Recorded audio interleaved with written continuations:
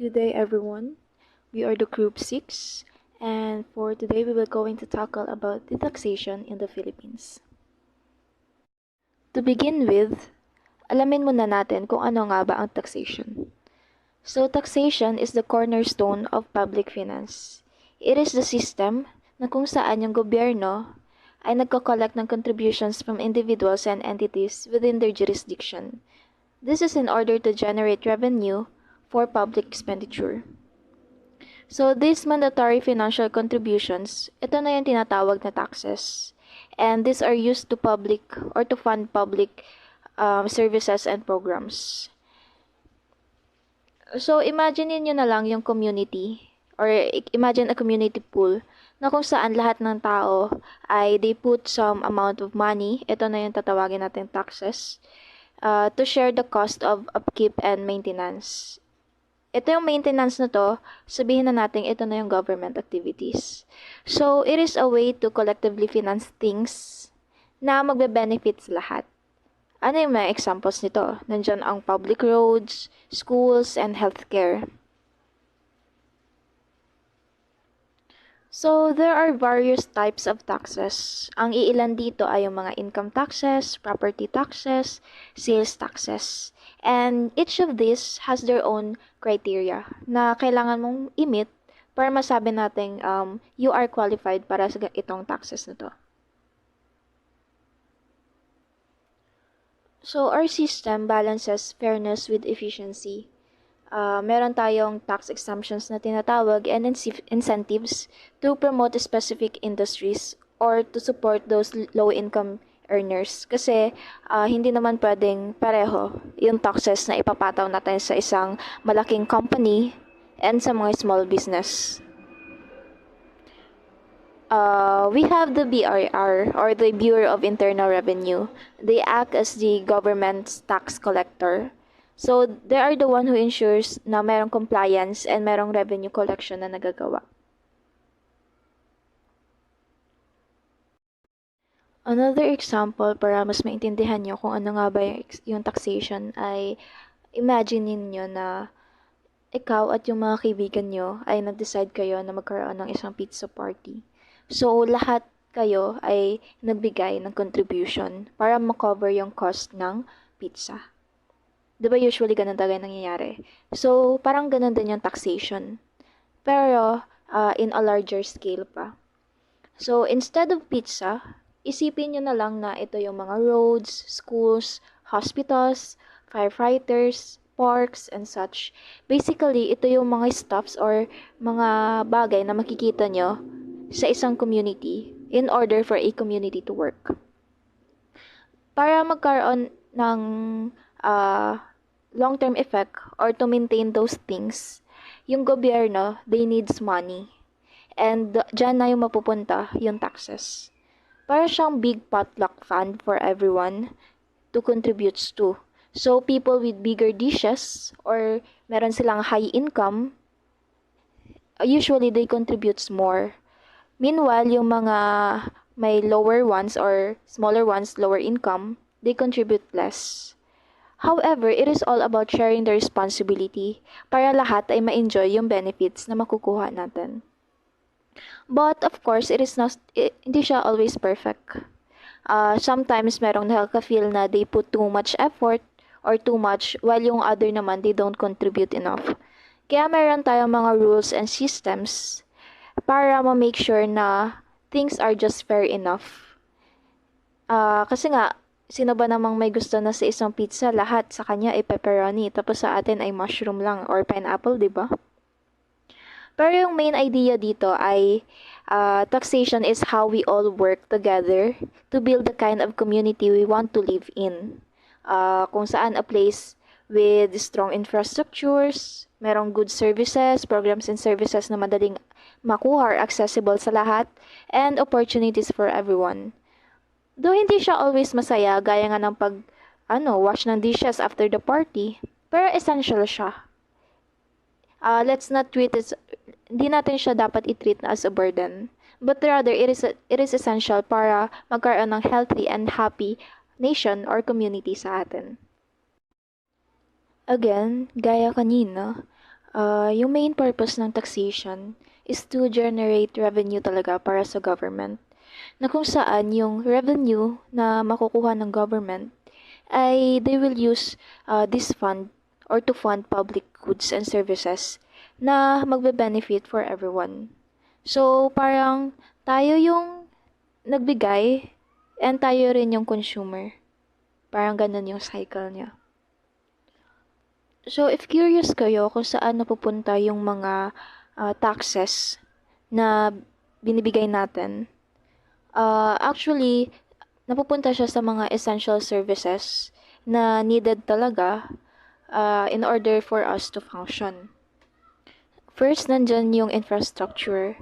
Nandyan yung building and maintaining roads, bridges, and public transportation systems. Nandyan din napupunta sa education. This is to fund public schools, universities, and vocational training programs. Also, in terms of healthcare, providing public hospitals, clinics, and health insurance programs. We also have funds for national defense.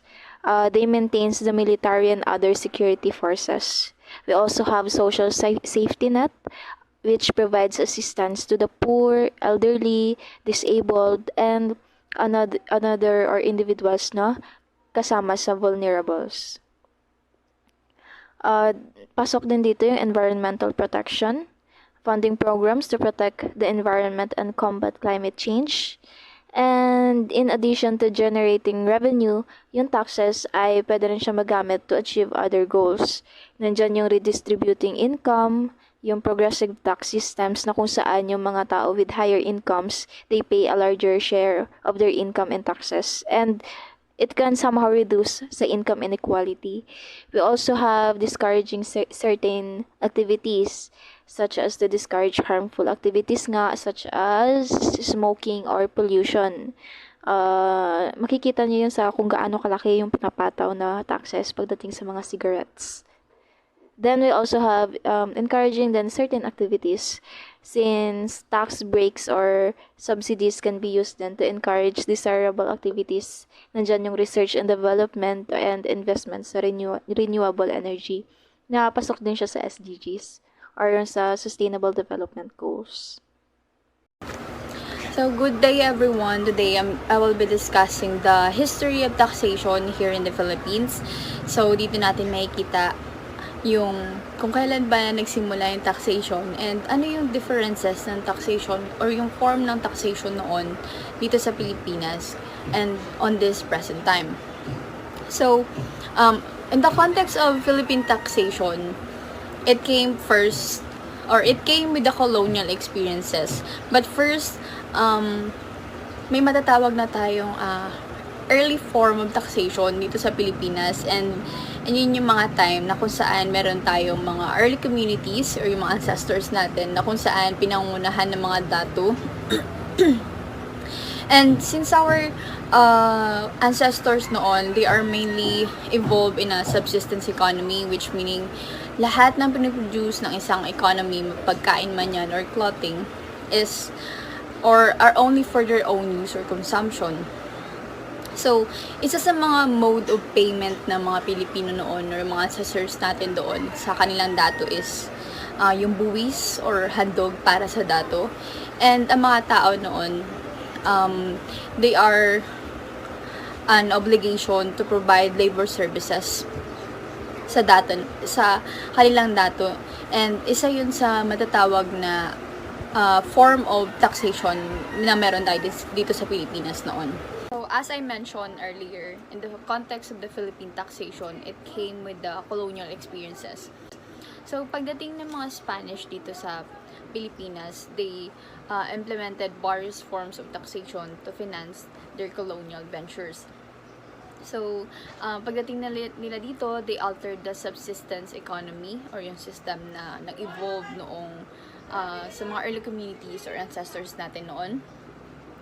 By imposing tributes para sa mga Pilipino. So, the purpose of tributes na to is to generate sources para sa maintenance ng mga salaries para sa kanilang mga gobyernong opisyales and sa mga clergy or yung mga padre noon.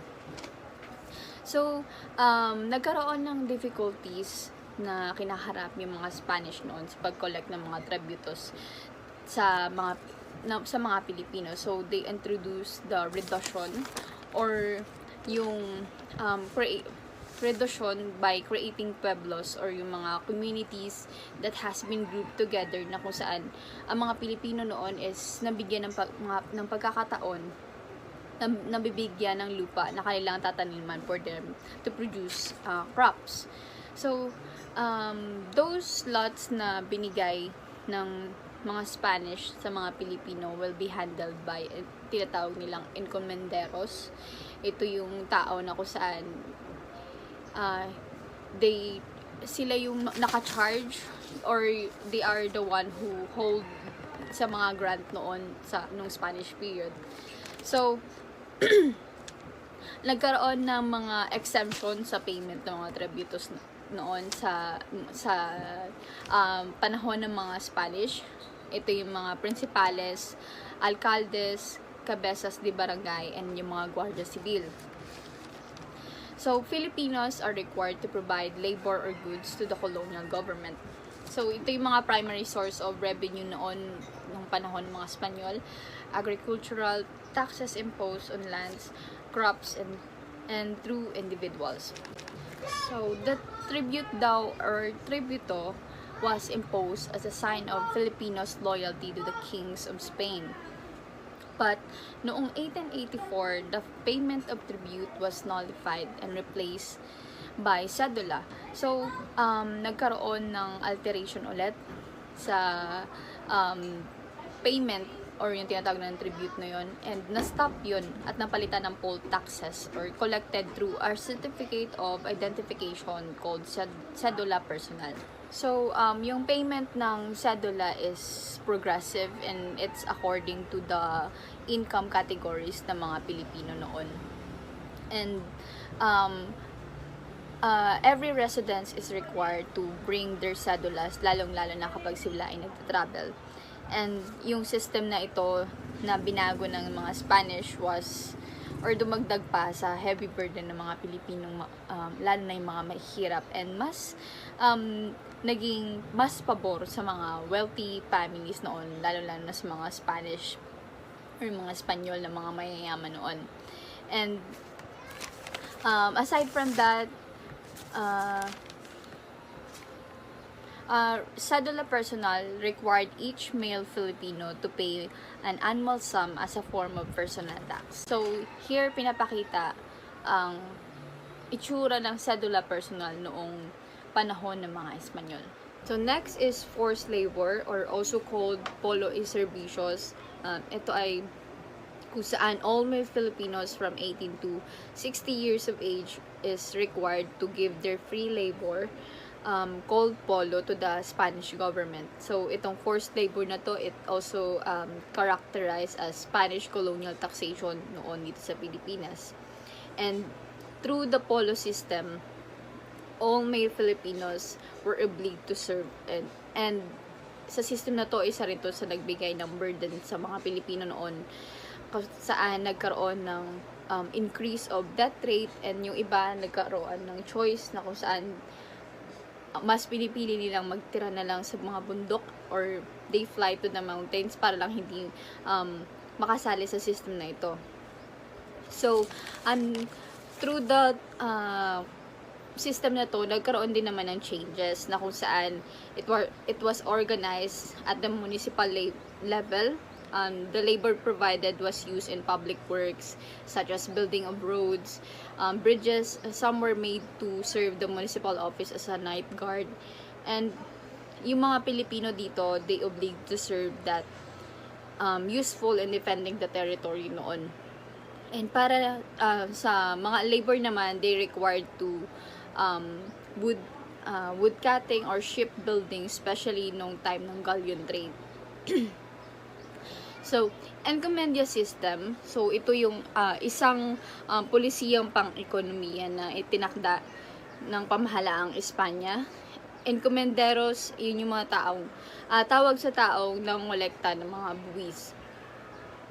So, dito sa encomienda system nagkaroon or makikita natin yung corruption and abuses para sa mga kababayang Pilipino natin. They abuses by collecting more tax than required, take all the harvests for themselves, and farmers were prosecuted for not paying taxes, and mas lalong nalugbok sa kahirapan yung mga kababayan nating Pilipino noon. So, the taxation during Spanish period was characterized by the heavy burden placed for the Filipinos. And hindi mawawala ang corruption sa mga principales or the local, kahit sa mga local elites who were granted by Spaniards to control the tributos. So, after the colonization of Spanish here in the Philippines, the taxation naman under the Americans began in the early 20th century. So, when the United States acquired the Philippines from the Spain in 1898 as a result of Treaty of Paris, and they implemented various reforms, including changes to the taxation system in the Philippines. So, ang aim daw ng American is to ang aim daw ng American sa Pilipinas is to make the economy self-sufficient by running the government with the smallest possible sum ng revenue and create surplus in the budget. So from 1902, the Philippine Organic was enacted, providing for establishing of the civil government in the country. This allowed the Philippines to have its own legislator, which played a role in formulating tax policies. So from 1898 and 1903, the Americans followed the Spanish system, or yung mode ng taxation ng Spanish noon is ginaya lang rin ng American, but may ilan lang silang binagod because for them it's outdated and regressive. So meron silang tinatawag na urbana, which means a tax on the annual rental value of an urban real estate, na kung saan ay napalitan at tinatawag na land tax that charge both urban and rural real estate. Noong 1904, nagkaroon ng land and excise tax na inimplement ng Bureau of International Revenue, and ito ang the Revenue Act of 1904. It was introduced for formal income taxation. So itong law na to is inintroduce as an income and excise tax, aiming to generate revenue for local governments and infrastructure development. Isa rin kung bakit pinas itong law na to is as a reaction to the problem of the collecting tax. Sa history kasi nung time ng colonization ng Americans, nagkaroon ng problema with land tax, and that is land titling. Land titling, which means form of privatization ng mga public assets that transfer to private families or sa mga landed elite noon. So nagkaroon ng problema sa pagkokolekta ng land tax sa mga rural areas na pagmamay-ari na ng mga land elites na to. So sa introduction ng system na to on agricultural land, it faced objection from those landed elite. And the Internal Revenue Law prescribed some major sources of revenue. Ito na yung license of tax on firms dealing in alcoholic beverages and tobacco products, taxes on banks, bankers, document stamp tax, cedulas, and marami pa.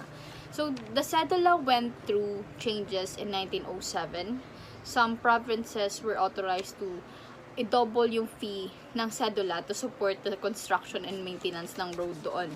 So, noong 1930 naman, the Underwood-Simon Tariff Act was passed, resulting sa pagbaba ng revenue ng government as export taxes levied on sugar, tobacco, hemp, and copra were lifted. So, nagkaroon ng minor changes were made noong 1904 sa Internal Revenue Act, such as the imposition of taxes sa minahan, petroleum products, and sa mga dealers ng mga products na iyon. So, in 1914, nagkaroon ng new sources of taxes. An income tax was introduced. Noong 1919 din, nagkaroon ng inheritance tax And nung 1932, dito nagkaroon or nagsimula yung National Lottery, and it was established to create more revenue to the government. So good day everyone, I am Fame Di Ulitan, and I will be reporting the taxation during the Commonwealth period and the fiscal policy from 1946 to present. So upon the entry of the Commonwealth era or Commonwealth period, new measures and legislation were introduced to make the taxation system appear more equitable during the Commonwealth. So yung taxation sa Philippines is mas naging more fair. And moreover, other form ng tax were increased katulad ng income tax rates noong 1936, surtax rates on net incomes in excess of 10,000 pesos, and income tax rates of corporations. So noong 1937, the government also removed the system of cedula taxes, but in 1940, a resident tax was imposed on recipients na nag-age ng 18 years old and on every corporation. Next, in 1939, the National Internal Revenue Code was enacted, consolidating and revising existing tax laws. So yung goal nito is to create a more comprehensive and organized tax system to support government programs and infrastructure development. In 1939, the Commonwealth government drafted the National International Revenue Code, introducing major changes in the new tax system as follows. Number 1, the normal tax of 3% and the surtax on income was replaced by a single tax at progressive rate. 2. Personal exemptions were reduced. 3. Corporation income tax was slightly increased by introducing taxes on inherited estates or gifts donated in the name of dead person. 4. The cumulative sales tax was replaced by a single turnover tax of 10% luxurious. 5. Tax on liquors, cigarettes, forestry products, and mining were increased. And 6. Dividends were made taxable. Itong succession still caused some sectors to become unfair on the share of the tax burden, so hindi nito binalali ang buhay ng mga tao, rather mas binigyan nito ng opportunity ang iba to take advantage sa mga nasa lower class as they manipulate the situation for their benefits. Yung inintroduce na tax structure kanina was an improvement ng earlier system introduced by the Americans, but still remained unfair, so nagsasuffer pa din yung mga tao na nasa lower class dahil sa taxes or dahil sa binabayaran nila sa gobyerno. But yung mga tao naman na nasa upper class ay nakikita itong opportunity to make themselves richer. So basically, the poor becomes poorer and the rich becomes richer. Yung tax in agriculture is low, but still, there are no incentives for the industrial investment para sa development nito. Next, the Commonwealth government faced economic challenges due to the global impact of World War II. So, to address this financial strain, additional taxes and war bonds were introduced to fund the war effort and support the country's defense. And as World War II reaches the Philippine shore, the Japanese administration continued this taxation system with the exemption of the Japanese armed forces. So during those time in foreign trade, ang source of income nila before ay nawala, kaya ang naging source of income nila ay manufacturers, amusements, profession, and business licenses. Nang lumalayo na ang war, ay mas naging mahirap na yung collection of taxes or yung pagbibigay ng tao ng mga pera sa government, kaya ang extra income na lang ng gobyerno ay nanggagaling na lang sa mga benta ng national sweepstakes and sales of government bonds. And the expenditure of the Japanese military government grew greatly, and they issued military notes in order to cover the cost of the war. And the Commonwealth period laid foundation for future tax reforms in the Philippines. The principles and structure introduced in this era influenced the post-war tax policies and contributed to the evolution of the country's fiscal framework. Next topic is fiscal policy from 1946 to present. So, yung mga nangyari dito is they face challenge of nation building. The government pursue a policy of import substitution to boost domestic industry, and the 1945 tax code introduced progressive income taxation, aiming for a fairer distribution of the tax burden, and adaptability to economic shifts and global challenges.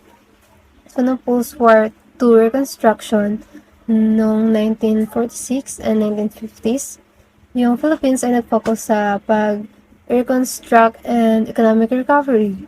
Yung tax policies ay nagpo-focus para maka-generate ng revenue for rebuilding infrastructures and addressing mga war-related damages. Nung industrialization and economic planning noong 1960s and 1970s, yung government ay nag-pursue na industrialization and na nagled sa pag-implement ng tax incentives para maka-attract ng foreign investment sa bansa. Next, the Tax Reform Act of 1969, which aimed at creating a more equitable tax system and encouraging economic development. So during the martial law period, noong 1970s and 1980s, the declaration of martial law in 1972 brought significant changes, including economic policies. The tax system underwent reforms to support government projects and control the economy. New taxes and tax rates were introduced during this period. So yung tax system was still heavily dependent on indirect taxes, which made up of 70% of total tax collection. And yung taxes during this period grew at an average annual rate of 15% and generate a low tax yield. Next is the post-martial law reforms noong 1980s and 1990s. After the People Power Revolution in 1986, efforts were made to stabilize the economy and enact reforms. The Comprehensive Tax Reform Program, or CTRP, in 1986 aim was to simplify the tax system, make revenues more responsive to economic activity, promote horizontal equity, and promote growth by correcting existing taxes. Along with tax reform came the administrative reforms such as the restructuring of the Department of Finance and the BRR through the Executive Order 127. Collection and tax audits were intensified, computerization was introduced, and corruption was relatively reduced. Both tax and revenue efforts rose, increasing from 10.7% in 1985 to 15.4% in 1992. Next is the modernization and globalization of 1990s to 2000. The 1990s saw continued efforts to modernize the tax system. The Tax Reform Act of 1997 was implemented to make the tax system broad-based, simple, and with simple and reasonable tax rates, minimize tax avoidance allowed by existing loopholes in the system, encourage payments by increasing tax exemptions level, lowering the higher tax rates and simplifying procedure, and rationalize the grant of tax incentives. Next, the recent reforms noong 2010 to present. The Tax Reform for Acceleration and Inclusion, or TRAIN law, enacted in 2017, aimed at making the tax system simply, fairer, and more efficient. The proposed tax reform seek to limit the VAT exemptions and increase excise taxes on petroleum products and automobiles. Next is yung economic shifts and tax reforms. Yung Philippines ay nag-transition from agrarian to industrial and service-oriented economies, and tax policies adapted accordingly. In the 1980s, tax reforms were introduced para ma-stimulate yung economic growth and maka-attract ng foreign investments. And the Tax Reform Act simplified tax structures and improve yung revenue collection mechanism. Next is the recent developments and challenges. Yung Philippines in the recent years ay nag-face ng challenges such as globalization, technological advancements, and environmental concerns.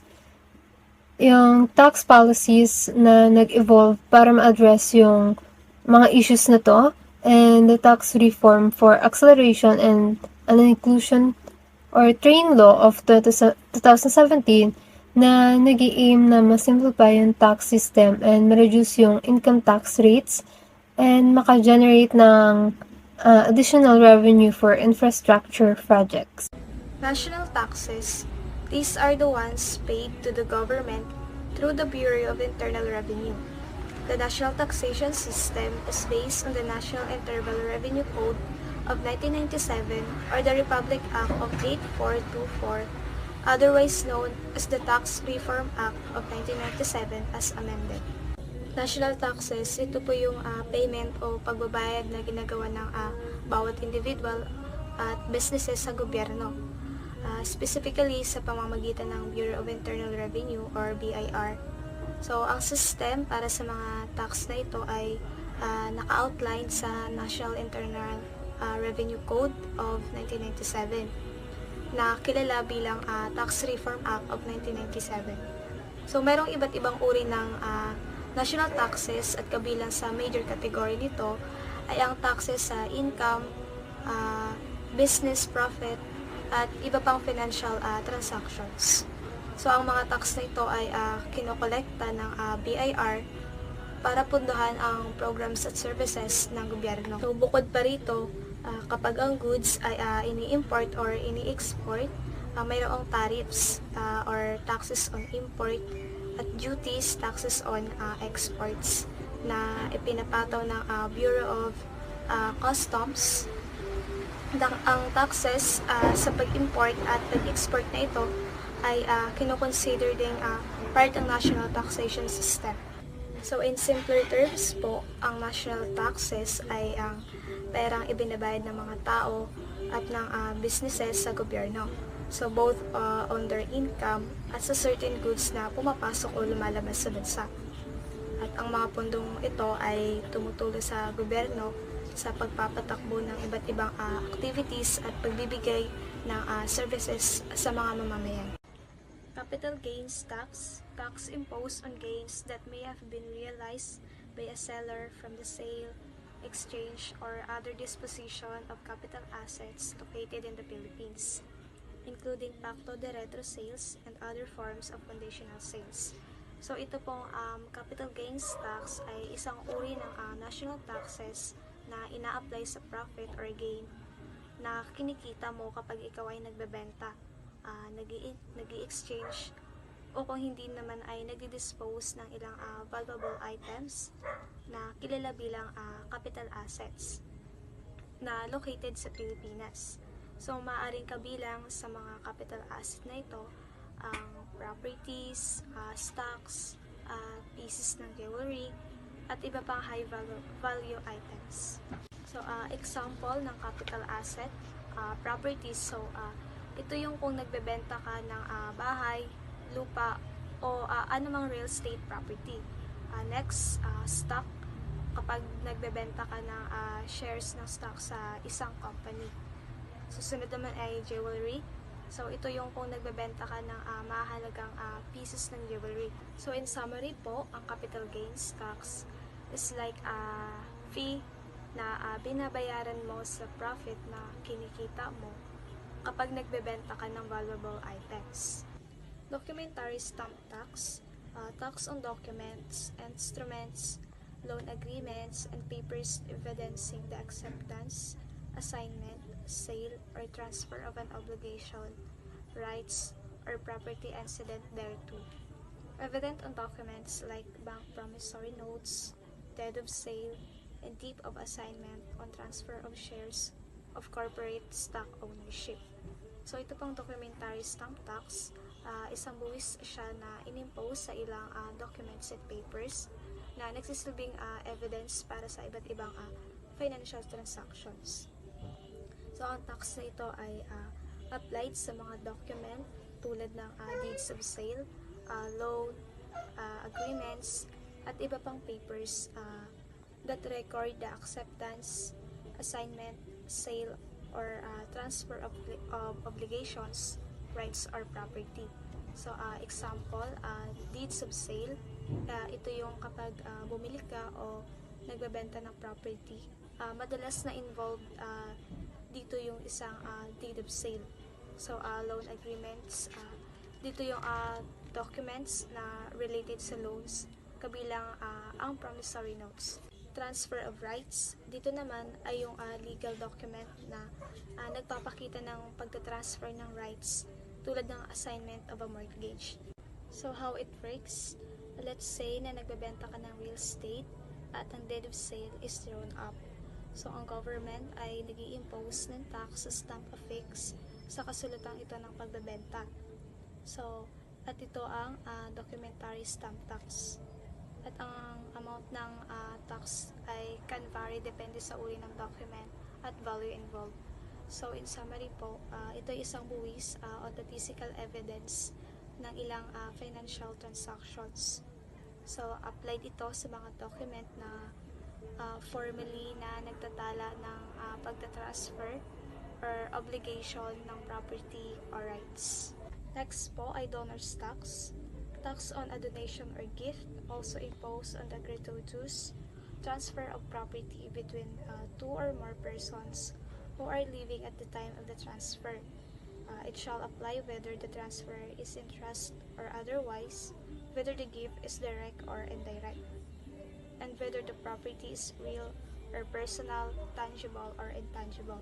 Ito pong donor's tax ay buwis siya na ini-impose sa act of giving or donating ng property from one person to another, at ang both individuals na ito na involved sa pag-transfer ay buhay pa sa time of donation.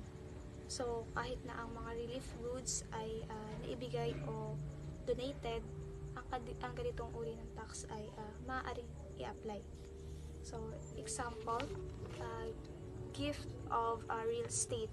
So ito yung kung ang parent ay nagbigay ng piece of land sa kanilang anak. Next is cash gifts. Kapag naman ng isang tao ay nagbibigay ng malaking amount ng pera bilang regalo sa isang kaibigan or family member. Next ay relief goods donation. Ito yung kahit na nagpapadala ka ng mga relief goods, kung ito ay malaking halaga o value, maaari itong sumailalim sa donor's tax. So how it works? Let's say na nag-decide ang isang parent na bigyan ang kanilang anak ng isang valuable piece ng artwork bilang regalo. So ang government ay mag-i-impose ng donor's tax sa value ng artwork na yon at the time ng regalo. So ang rate ng donor's tax ay can vary din depende sa relationship between ng donor or tatanggap. So in summary po, ito ay isang tax on the act of giving or pagbibigay ng valuable items from one person to another habang ang both individuals ay buhay pa. Next sa types of national taxes is yung income tax. Ito yung mga tax na kinokolek galing sa pera na in-earn ng mga individuals and businesses over the course of the year. So this includes yung mga salaried in early employment, self-employment, contract work, retirement distribution, lottery and gambling wins, and business revenue. So sa mga nabanggit ko na yan, may mga kinokolek dyan na taxes yung gobyerno. Next is yung percentage tax. A business tax imposed on person or entities who sell or lease goods, properties, or services in the course of a trade or business whose gross annual sales or receipts do not exceed the amount required to register as VAT registered. taxpayers. So, for example, dito is your business earned a gross amount of 500,000 this quarter, and multiplying it by 3% gets you a total of 15,000 percentage tax due for the period. So, minumultiply yung gross sales or receipts to a 3% tax rate. Next is the value-added tax. The seller is the one statutorily liable for the payment of the tax, but the amount of tax may be shifted or passed on to the buyer, transferee, or lessee for the goods, properties, or services. So, as an indirect tax, VAT or value-added tax ay pass-on tax sa buyer, pero yung seller ang may obligation or liability para magbayad ng tax sa BRR. Now let's proceed to another types of national taxes, which is the withholding taxes. So imagine tax as a slice of your income pie. So instead of waiting to pay it all at once at the end of the year, yung ibang mga taxes ay they like to take a small bites throughout the year pa rin siya bago mo siya marireceive. So this kind of scheme or this kind of process, tinatawag siyang withholding taxes. There are different types of taxes. Isa na rito ay yung withholding tax and compensation.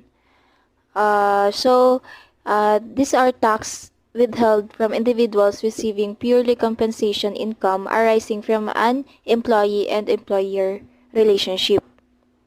So, this is like your employer taking a bite out of your salary each payday. Para siyang advance payment sa income tax mo. It seems like you are making installments or an installments.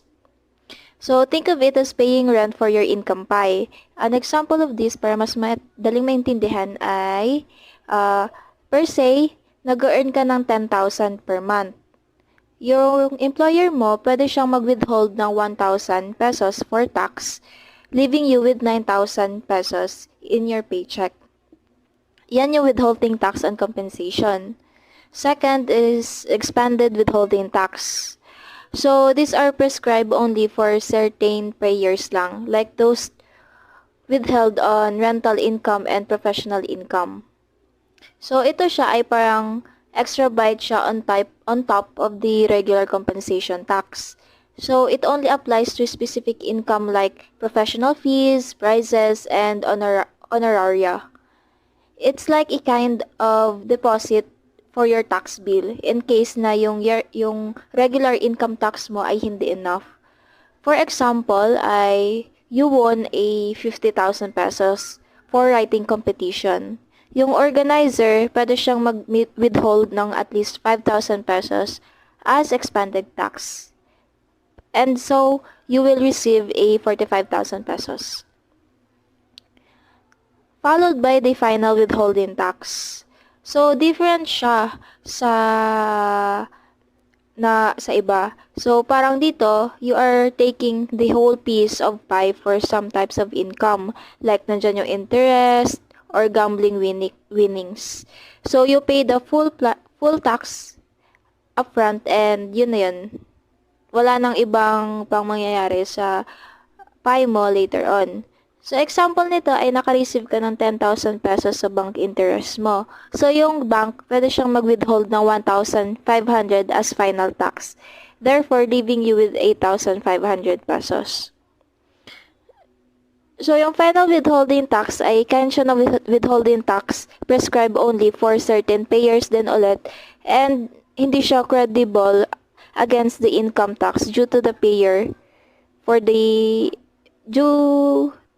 income tax due of the payer for the taxable year. Next lastly, we have the withholding tax on government money payments. Ito ay withheld siya by government offices including government-owned or controlled corporations and local government units or LGUs before sila mag-make ng any kinds of payments to private individuals, corporations, partnerships, and or any associates. So, withholding tax on government money payments, ito sila ay, it's like the government taking a bite out of money it pays you. Nandyan yung refunds or reimbursements. So, similar siya sa compensation tax, pero meron ng konting pagkakaiba since the government is the employer in some way. To further understand this, yung isang example nito ay, for example, you get a 5,000 pesos travel reimbursement from the government. So, pwede silang mag-withhold ng 500 pesos as a tax, leaving you with 4,500 pesos. Next po ay local taxes. These are based on the local government taxation in the Philippines as stated in Republic Act or the Local Government Code of 1991 as amended. These taxes, fees, or charges are imposed by the local government units such as provinces, cities, municipalities, and barangays. So, ang bawat province, city, municipality, at barangay, which is ang pinakamaliit na administrative division dito sa Pilipinas, ay may otoridad na mag-impose ng sarili nitong local taxes and fees. So, ang power na ito ay granted sa kanila ng local government code. In simpler terms, habang ang national taxes ay napupunta sa central government, ang local taxes naman ay kinokolekta ng government units sa bawat lugar. So, ang local funds na ito ay gagamitin para suportahan ang local initiatives, services, at projects tulad ng pagpapanatili ng local infrastructure, pagbibigay ng services sa community, at iba pang activities na nagbe-benefit sa mga tao sa isang specific region. Now, let's discuss the types of local taxes. Think of these taxes as different ways na lang for the government na ginagamit nila in order to collect revenue to fund up various initiatives. First, we have the tax on transfer of real property ownership or what we call transfer tax. Imagine, binabenta mo yung bahay mo. So, this tax is like a bite taken out of the selling price when ownership changes hands. It discourages frequent property flipping and generates revenue for the LGU. For example, binenta mo yung bahay mo for 5 million pesos. Ang transfer tax, pwede siyang 5%. So, magbabayad ka ng 250,000. And the buyer will receive at least 4.75 million pesos. Next, we have the tax on business or of printing and publication. Ito rin yung tinatawag na printing tax. Think of books, newspapers, and posters. This tax is like a small change levied on businesses that print or publish these kinds of materials. They contribute to the LG or to the local government development funds. For example, yung isang printing press, they earn at least 1 million annually. So, they may have 1%, diba, ng tax.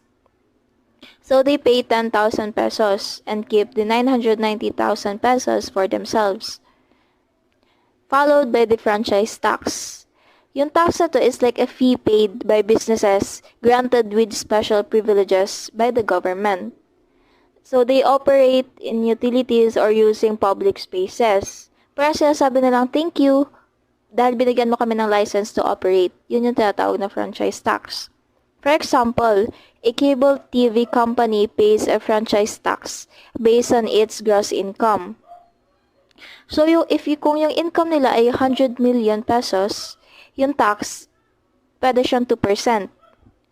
Kaya magbabayad sila ng 2 million and they will going to keep the 98 million pesos for themselves. Yun yung franchise tax. Lastly, we have the quarry tax or yung tax on sands, gravel, and other quarry resources. Sa tax na ito, when you are extracting sand for construction, this tax is like a charge for taking a valuable resources from the ground or from the natural resources. So, it helps to manage the utilization of resources and generates revenue for local development. For example, yung construction company, they extracted at least 1,000 cubic meters of sand. The quarry tax might be 10 pesos per cubic meter. So, magbabayad sila ng 10,000 pesos. So, another types of local taxes is professional tax. So, itong buwis na to ay pinapataw or impose dun sa mga taong may profession or may regular na trabaho. It also an annual tax on each person engaged in the exercise of practice of his or her profession that requires government examination like licensure examination. So, ito ay yung mga taong na ini-impose ng ganitong tax is yung mga employed and earn a regular salary. They are required to pay professional tax. Also, this tax is a direct tax that is deducted from their gross salary by their employer or by the government. Also, this tax is levied by the state government and thus can vary depending on the state you live in. Next, on the local taxes, we have amusement tax. This tax collected from the proprietors, leases, or operators of theaters, cinema, concert halls, circuses, boxing stand, and other places of amusement. So, from the word itself, amusement tax, it imposed on the general admission charges on recreational and entertainment events. Kagaya nga ng cinemas, boxing, or theaters. So, this tax may be imposed on the admission charge on the owner's total admission receipts, but the pure amusement tax is almost or always quoted separately and presumably shifted to the buyer of the tickets. Next, we have the annual fixed tax for every delivery truck or van of manufacturers or produces wholesalers of dealers or retailers in certain products. So, this type of tax is usually imposed as determined by the local provincial government or council through which the truck or trucks pass through or deliver their cargo. This annual fixed tax for every truck or van, any vehicle used by manufacturers, producers, wholesalers, dealers. Ito yung mga trucks na nagsasale ng mga products na pumupunta sa mga iba't ibang tindahan like distributors of distilled spirit, distilled water, fermented liquor, soft drinks, cigars, and other products to sale outlets. And usually imposed as determined by the local and provincial council through which the truck or trucks pass through or deliver their cargo.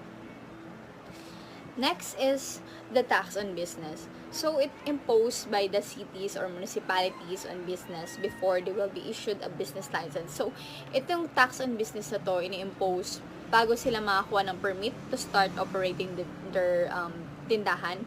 And, based on the schedule of rates prescribed by the local government code as amended. So, dito sa tax on business na to, the taxes that businesses must pay as a normal part of business operation, whether you are a sole proprietor, partners, part of a limited or corporate, your business is responsible for adhering to this tax regulation.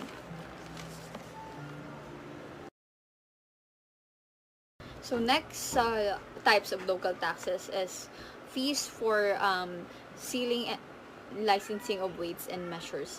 So this tax imposed regulation with regards to such weights and measures as prescribed by the city, provincial, or municipal council. So imposition of fees for every person before using instruments of weights and measures within the municipality shall first have them sealed and licensed annually and paid bago nila magagamit yung mga instrument prescribed by the city. Another type of local taxes are the fishery rental fees and charges as well as the community tax. What is fishery rentals, fees, and charges? These are payments made by individuals or businesses for the right to use a fishery resource. These payments can be a variety of purposes, such as una, meron tayong fishing licenses. These are required for anyone who wants to fish sa isang particular area. Yung bayad dito ay nagva-vary siya depending on the types of fishing being done. Example, commercial ba siya or recreational? And the area being fished. Meron din tayong gear licenses. Required naman to siya for the use of certain types of fishing gears, such as nets or traps. We also have aquaculture leases. These are payments made for the right to farm fish in a particular area. Lastly, we have the fishery access fees. These are fees that are charged to boats or vessels entering or using a particular fishery. Yung specific fees and charges na to, they vary depending on the local government or authority responsible in terms of managing the fishery. The goal of these fees is typically to generate revenue to support the management and conservation of the fishery resources. For example, yung isang small-scale fisherman in the Philippines, pwede silang magbayad ng or they might need to pay a fishing license fee of 100 pesos per year, as well as a gear license fee of 50 pesos per net. In terms of community taxes naman, ito ay levied by a local government on all residents within its jurisdiction. So, sa nasasukupan nito. Paraan siya ng LGU para makapag-raise ng revenue to fund essential services such as education, healthcare, and infrastructure. An example of this ay, kunyari, dito sa Pilipinas, lahat ng residents ages from 18 to 65 required sila na magbayad ng community tax of 50 pesos per year. So, i-summarize natin yung differences between fishery rentals, fees, and charges sa community tax. Dito, it says na who pays. Pagdating sa fishery rentals, ito yung individuals or businesses na gumagamit ng fishery resources.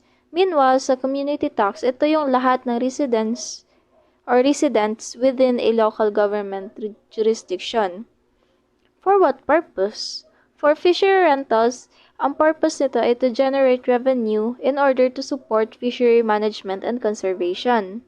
Meanwhile, sa community taxes naman, they want to generate revenue to fund essential local government services. In terms of amount, it varies depending on the type of use and the local authority under sa fishery rentals. Sa community tax naman, may fixed amount siya. Unlike the fishery rentals, may fixed amount sa community tax per year. Yun nga, for example nga, yung fishing license fees, gear license fees, aquaculture leases for fishery rentals. Sa community naman ay meron tayong Philippine Community Tax of at least 50 pesos per year. Still under the local taxes, we have the barangay tax on stores and or retailers. So what it is a it is a small tax levied by the barangay on small businesses with fixed locations. An example of this are sari-sari stores or barber shops. Sino yung nagbabayad? Businesses with gross sales in the previous year less than 50,000 pesos in cities or 30,000 in municipalities. Magkano to? Usually, 1% lang to ng previous year's gross sales. For example, isang sari-sari store nag-earn siya ng 40,000 pesos in 2022. So, they would pay a barangay tax of 400 pesos. Yung 0.01 times 40,000 pesos. Kasi nga may 1% ka tayo. Next, we have the barangay service fees or charges. These are fees charged for specific services provided ng barangay like issuing permits or clearances. Ang nagbabayad nito ay yung any individual or businesses needing the need of these specific services offered by the barangay. Magkano to? This varies depending on the service and barangay regulations and based din siya sa kung gaano kalaki yung barangay. For example, kukuha ka ng barangay clearance. So, pwede siyang mag-cost ng 50 pesos rather. While applying for a building permit, pwede siyang 200 pesos. So, it depends kung anong needs mo. Lastly, we have the barangay clearance. Isa siyang document certifying someone lives in the barangay and hindi siya involved sa kahit anong klaseng legal issues. Ang may kailangan nito ay often required for various official transactions, such as applying for a job or sa school. Typically, around 50 to 100 pesos to, again, depending on the barangay you are located. For example, ang isang tao ay mag-a-apply siya for government job. So, maybe, isa sa mga requirements nito ay barangay clearance. For the similarities, while these taxes somehow differ in their specific targets and rates, they still share some key similarities, both at the national and local levels. In terms of revenue generation, all of these are imposed to generate revenue for the government, either at the national or local. This is to fund public services, infrastructures, and social programs. Also, in terms of compulsory contribution, citizens and businesses are legally obligated to pay these taxes unless they meet specific exemption criteria. Yun yung kayo nang binabanggit namin na exemption tax. Also, in terms of funding public goods and services, the collected revenue contributes then to providing public goods and services such as education, healthcare, security, and infrastructure, which benefits all the citizens. Also, in terms of impact on economic activity, these taxes can influence economic activity. Income tax and business taxes can affect investments and spending decisions. Yung value-added tax or VAT can influence consumer demand at some point. Also, in terms of progressive versus regressive, some of these taxes like income tax, pwede siya maging progressive, meaning yung tax rate increases with income level. Others naman like the VAT can be regressive, meaning everyone can pay the same rate regardless of their income.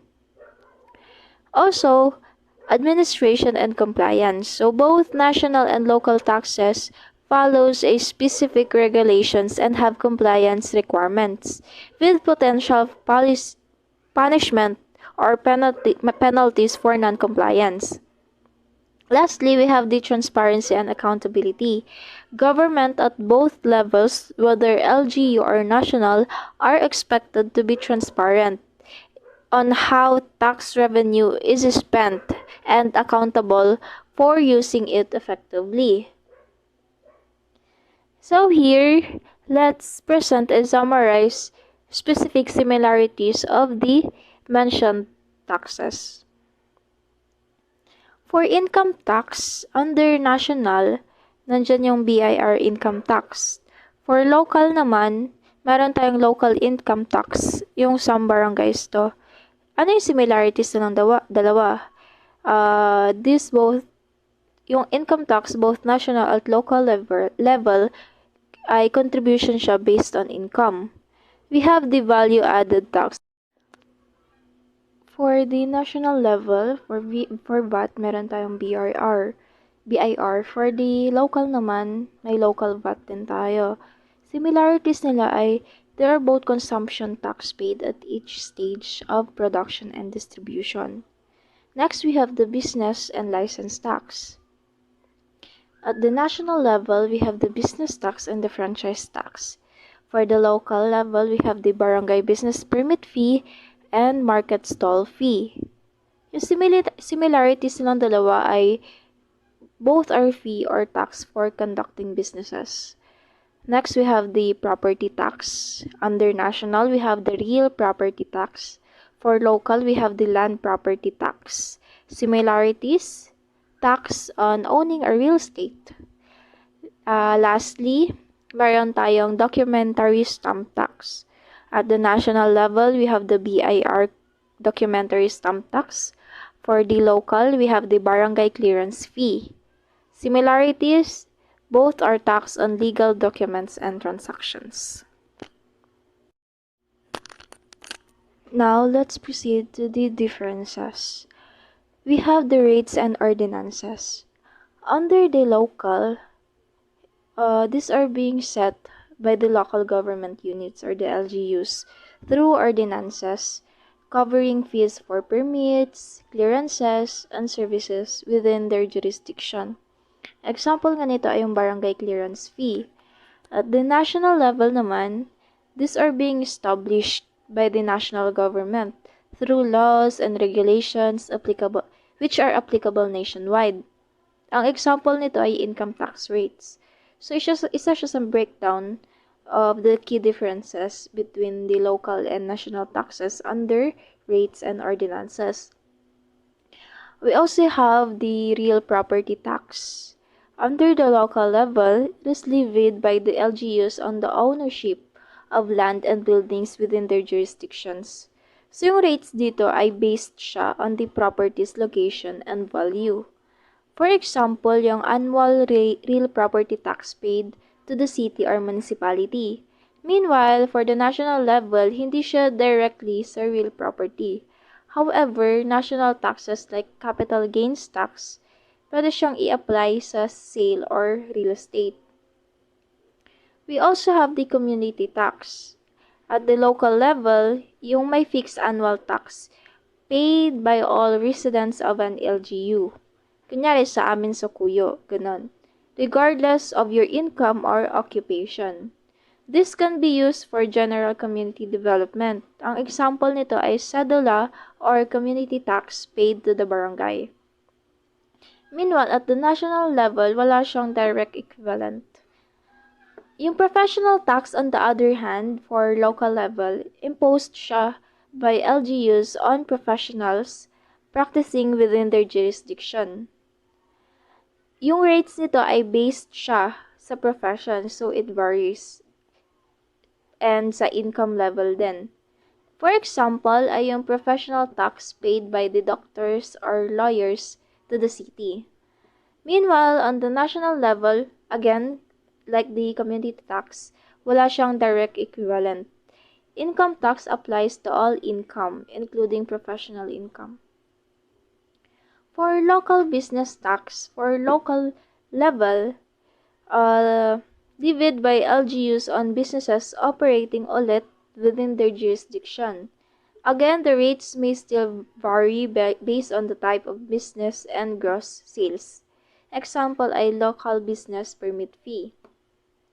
For national naman, ang national businesses taxes like VAT and income tax may also apply, but yung scope and basis may have a little bit of difference.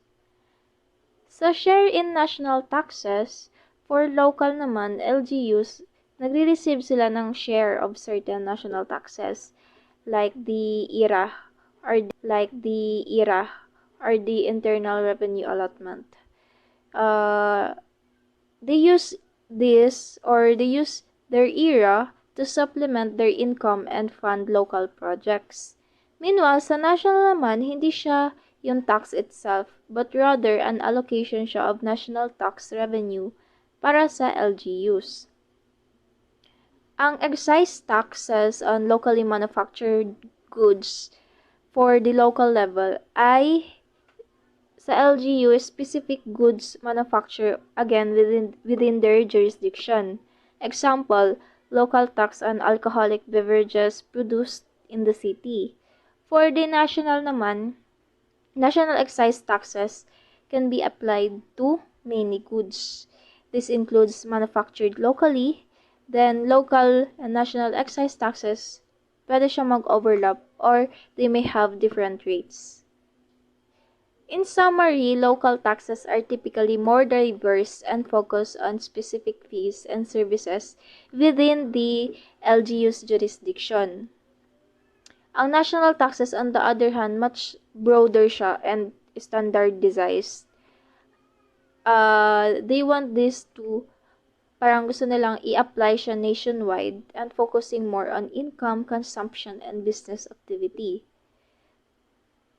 So, some categories blurs the line like local business tax and national business tax since both impacts businesses but with different structures nga lang and purposes. So, overall, that is the simplified overview ng taxes.